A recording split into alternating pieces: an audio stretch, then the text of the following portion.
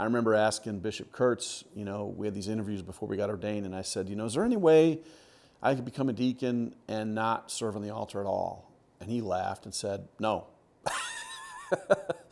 Because he understood something that I didn't understand for a couple of years, that when the masses ended, go in peace, love, and ita mita est, that is like that's the call to the deacon right there. That means go forth and serve. Discernment was difficult, especially at the end when I had to make the decision, yes or no, to apply. And ultimately, it was my wife, when I told her that I thought maybe I'd wait till next time, who she began to cry.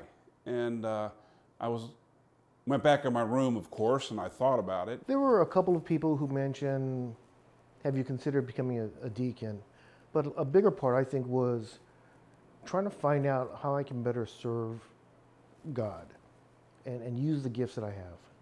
And I saw the opportunity as a door to walk into a room that God had put in front of me. The first 2 years are heavy scripture. And we're blessed to have people like Sister Anna Marie, Sister Timothea, who are scripture scholars right here in the diocese, and some other people that are very heavily steeped in scripture to take us through that process, because we're reading scripture with the mind of the church, and we may not have done that before. As my idea of what a deacon is has matured, I see them more as a role of facilitator.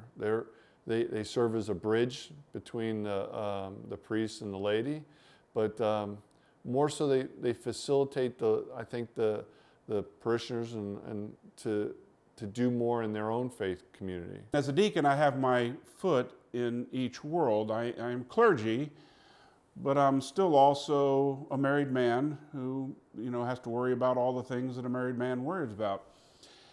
And what's been kind of neat is I can kind of give a perspective that's the best of both worlds. I just did a burial for this girl that was killed by the dogs down in South Knox County, and it was really hard. And it turned out it was a Catholic family, and I met them because I was a police chaplain, but I ended up getting drawn into their lives because of my ordination. And so they ended up asking me to preach at the funeral and to do the internment, and that was really hard. The Eucharist helped me through that because it empowered me. When you take Jesus into yourself, it's much easier to go and be Him than without it. So for me, the Eucharist really continues to inform me, and each time I receive, I'm begging God for more understanding, help my heart grow, help me to understand what this is.